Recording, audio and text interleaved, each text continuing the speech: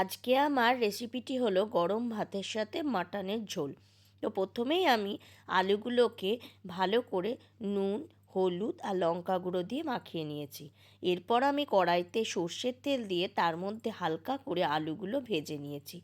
আর অন্যদিকে 750 গ্রাম মাটন ভালো করে ধুয়ে রেখে দিয়েছি। তো কড়াইতে যে তেলটি ছিল, আলু যে তেলে ভেজেছিলাম সেই তেলটিতেই আমি ফোড়নের জন্য দিয়ে দিয়েছি গোটা গরম মশলা, এলাচ আর লবঙ্গ।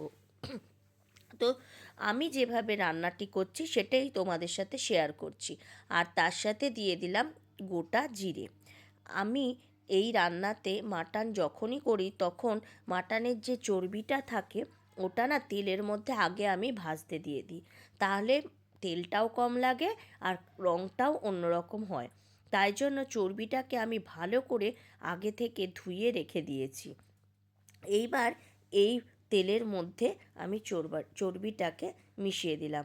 তো দেখো, ধুয়ে রাখা চর্বিটা দিয়ে দিলাম। আর তার সাথে দিয়ে দিলাম গোটা বড় সাইজের দুটো পেঁয়াজ কুচি। এটা যতক্ষণ না হালকা বাদামি রং হবে ততক্ষণ এটা ভাজবো।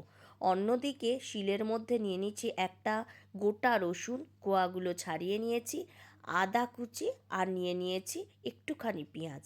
অন্যদিকে মাংসের মধ্যে আমি ম্যারিনেট করার জন্য একটা ছোটো কাপের টক দই, বেটে রাখা মশলাটা, আর ধনেপাতা কুচি, অল্প পরিমাণ কাঁচা সর্ষের তেল, আর দিয়ে দিয়েছি ধনে গুঁড়ো, জিরে গুঁড়ো, কাশ্মীরি লঙ্কা গুঁড়ো, হলুদ। ভালো করে এটাকে ম্যারিনেট করে নিয়েছি।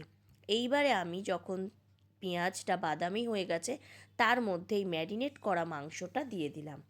এবার আমি ওপর থেকে দিয়ে দেবো সামান্য পরিমাণ নুন এবং চিনি।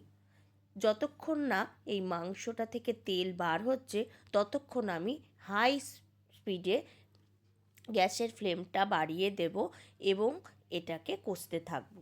তো দেখো, আস্তে আস্তে তেলটা ছাড়ছে, কিন্তু যখন মাংসটা একবারে সমস্ত মশলাগুলো গায়ে মেখে যাবে, কাঁচা গন্ধটা চলে যাবে, আর দেখবে সাইড থেকে পুরো তেল বেরিয়ে আসছে, ততক্ষণ এটাকে আমি কষতে থাকবো।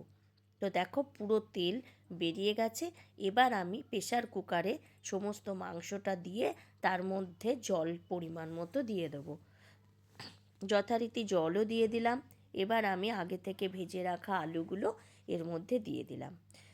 অন্যদিকে আমি কাঁচা, এইটা তোমরা দেবে, দেখবে অন্যরকম গন্ধ ছাড়ে, কাঁচা লঙ্কা, গোটা গরম মশলা, আর তার সাথে এলাচ আর লবঙ্গ শিলে বেটে রেখে দেবে ঠিক নামাবার আগে এটাকে।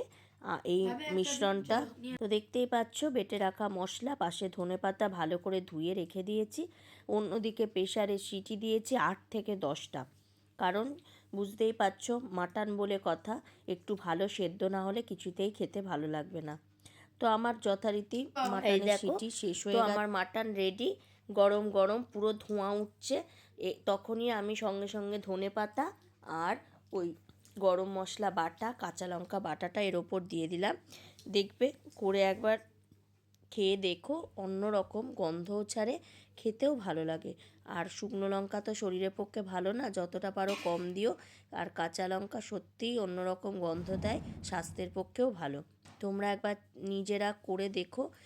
দেখো, এই যে আমি যখন খাচ্ছিলাম আলুটাও এত সুন্দর সেদ্ধ হয়েছিল, আর এই পিসগুলো সেদ্ধ হওয়া কম কথা না। এটা যদি ঠিকঠাক সেদ্ধ হয় মাটন খেয়েও ভালো লাগে।